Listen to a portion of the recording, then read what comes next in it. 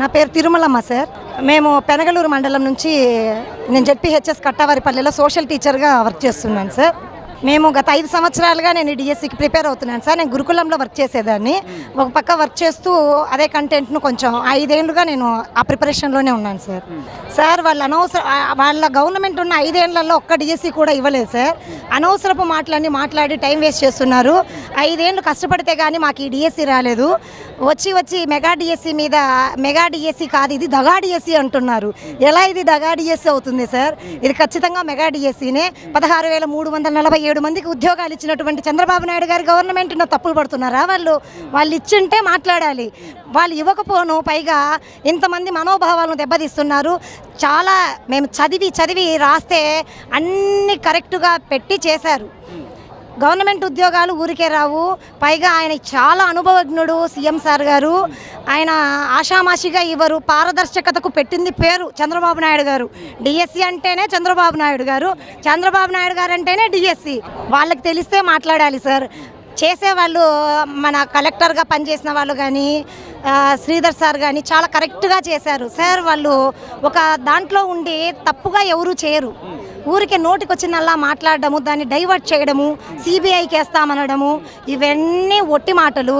ఇంతమంది ఉద్యోగాలు ఇచ్చారు కాబట్టి ఆయనను తప్పులు పట్టాలని చెప్పేసి ఇప్పుడు మమ్మల్ని అందరినీ రోడ్డుకి ఈడ్చి ఆడాల మగాల పిల్లల జల్లాల కుంటి వాళ్ళులే గుడ్డి వాళ్ళులే అందరినీ ఇలా రోడ్డు మీదకి సెకండ్ సాటర్డే అని కూడా లేకుండా ఇంత దూరానికి వాళ్ళు అన్న దానివల్ల మేము హట్ అయి బాధపడి ఎంతో చదివితే కానీ మాకు మెరిట్లో ఉద్యోగాలు వచ్చాయి.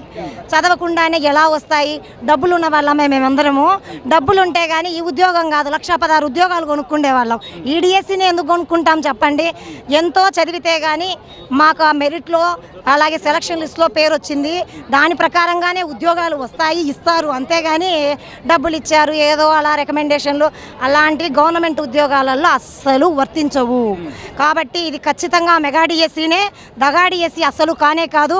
ప్రతిసారి దగా అంటూ ఉంటే మాత్రం నెక్స్ట్ ఈ 16,347 మంది అట్లా ఇట్లా కాదు. అసలు ఇంతకు ముందన్న 11 సీట్లు వచ్చాయి. ఈసారి అది కూడా రాకుండా చేయాల్సి వస్తుంది. వాళ్ళు కావాలని రాజకీయం చేస్తున్నారు. రాజకీయాలకి డిఎస్సి వారిని రాబట్టడం అనేది కరెక్ట్ కానే కాదు సార్. మొదటి సంతకం ఆయన ఛాలెంజ్గా తీసుకొని లోకేష్ సార్ గారు ఇది ప్రిస్టేజ్ ఇష్యూగా తీసుకొని రాత్రింబగళ్ళు కష్టపడి చేశారు. దానికి అనుగుణంగా మేము కూడా డే అండ్ నైట్ అసలు ఫ్యామిలీలను పక్కన పెట్టి పిల్లలను పక్కన పెట్టి అక్షరం చదివితే ఏ బుక్లో ఏ బిట్ వస్తుందో కూడా తెలియదు. అంతా చదివినా దాంట్లో వస్తుందో రాదో తెలియదు. ఎన్నో బుక్కులు చదివి పెడితే కానీ లాస్ట్కు జాబులు వస్తే దీన్ని దగా అనడం ఎంత మటుకు కరెక్ట్ సార్? రాజకీయ లబ్ధి కోసం ఇలా చేస్తున్నారు. ప్రతి దానికి ఇలా చేయడం అనేది అసలు కరెక్ట్ కాదు. మానసిక వేదనలకు గురవుతున్నారు. చాలామంది ఏమైనా చేసుకుంటారు. సున్నిత మనస్కులు వేరే వాళ్ళు ఎవరన్నా బోగుచ్చారులేండి అట్లా ఇట్లా అంటే కానీ ఫీల్ అయ్యే వాళ్ళు ఉంటారు. సేమ్ మెంటాలిటీ ఉండే మనుషులు ఉండరు. కొందరు దాన్ని సీరియస్గా తీసుకునే వాళ్ళు సూసైడ్ కానీ ఇంకా ఏదో ఒకటి చేసుకునే దానికి అవకాశం ఉంటుంది. ఇది మళ్ళీ సిబిఐకి ఏం పాపం చేసాం సార్? సిబిఐకి ఇవ్వడానికి ఏం కుట్రలు చేసాం? ఎవరిని చంపాం? ఏం చేసాం సార్? మేము మమ్మల్ని సిబిఐకి ఇస్తామంటున్నారు. కష్టపడి చదివి క్వాలిఫికేషన్ ప్రకారం ఉద్యోగం తెచ్చుకుంటే మమ్మల్ని సిబిఐకి ఇస్తారా? మేమేం చేస్తాం? సిబిఐకి మీరు మీ ఫ్యామిలీలు కావాలంటే వెళ్ళండి. మేమైతే కానీ అలాంటి ఏ తప్పు జరగలేదు. అసలు పారదర్శకతకు మారు పేరు చంద్రబాబు నాయుడు గారు. ఆయనను తప్పులు పట్టే అర్హత అసలు జగన్ సార్ గారికి లేదు. అలా మాట్లాడి మమ్మల్ని అందరినీ బాధ పెట్టడం అనేది అసలు కాదు.